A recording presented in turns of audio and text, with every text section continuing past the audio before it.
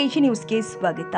ಅರಸೀಕೆರೆ ನಗರ ಸಮೀಪವಿರುವ ರಾಜ್ಯದಲ್ಲೇ ಚಿಕ್ಕ ತಿರುಪತಿ ಎಂದು ಹೆಸರು ಪಡೆದಿರುವ ಶ್ರೀ ಅಮರಗಿರಿ ಮಾಲಿಕಲ್ ತಿರುಪತಿ ಶ್ರೀ ಲಕ್ಷ್ಮೀ ವೆಂಕಟರಮಣ ಸ್ವಾಮಿ ದೇವಾಲಯಕ್ಕೆ ಪ್ರಥಮ ಬಾರಿಗೆ ಜಾತ್ರಾ ಮಹೋತ್ಸವದ ಕೊನೆಯ ದಿನವಾದ ಇಂದು ಭೇಟಿ ಕೊಟ್ಟ ಹಾಸನ ಜಿಲ್ಲಾಧಿಕಾರಿ ಕೆಎಸ್ ಲತಾಕುಮಾರ್ ಇವರು ಶ್ರೀ ಲಕ್ಷ್ಮೀ ವೆಂಕಟರಮಣ ಸ್ವಾಮಿಯ ದರ್ಶನ ಪಡೆದು ನಂತರ ಭೇಟಿ ನೀಡಿದ ನೆನಪಿಗೋಸ್ಕರ ದೇವಾಲಯದ ಆವರಣದಲ್ಲಿ ಗುಲಾಬಿ ಹೂವಿನ ಗಿಡ ನೆಟ್ಟು ಸ್ವಾಮಿಯ ಆಶೀರ್ವಾದ ಪಡೆದಿದ್ದಾರೆ.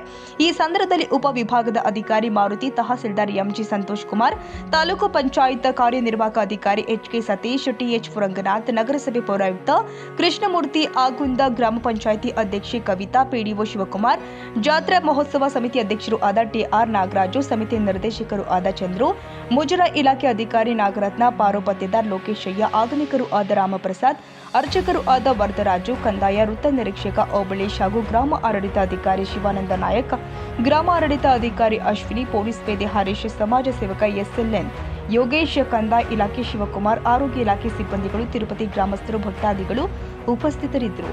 Parvez Ahmad, Arsikere, AG news. ಕನ್ನಡಿಗರ ಮೆಚ್ಚಿನ ನಿಮ್ಮ ಎಜೆ 24/7 ನ್ಯೂಸ್ ಕನ್ನಡ ವಾಹಿನಿ ಇದೀಗ ಟಿವಿಯಲ್ಲಿ ಲಭ್ಯ. ವೇಳೆ ನೋಟಿಸ್ ಕೊಟ್ಟಿದ್ರೆ ವಾಪಸ್ ತಗೋತೀವಿ. ಇವತ್ತು ವಕ್ಫ್ ಪ್ರಾಪರ್ಟಿ ಅಂತೇಳಿ ಬರ್ತದೆ ಅಂತ ಹೇಳಿದ್ರೆ ರೈತರು ಬೀದಿಗೆ ಬಂದ್ರೆ ಏನ್ ಮಾಡ್ಬೇಕಾಗುತ್ತೆ? ಯಾರು ವೋಟ್ ಹಾಕಿಲ್ಲ ಅಂದ್ರೆ ಗ್ಯಾರಂಟಿನೆಲ್ಲ ಸ್ಟಾಪ್ ಮಾಡ್ಬಿಡ್ತೀವಿ.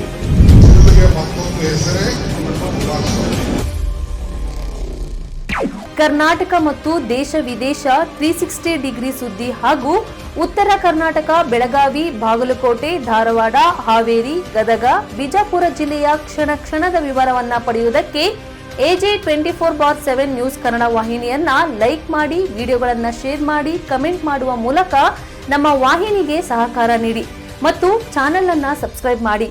ಧನ್ಯವಾದಗಳು.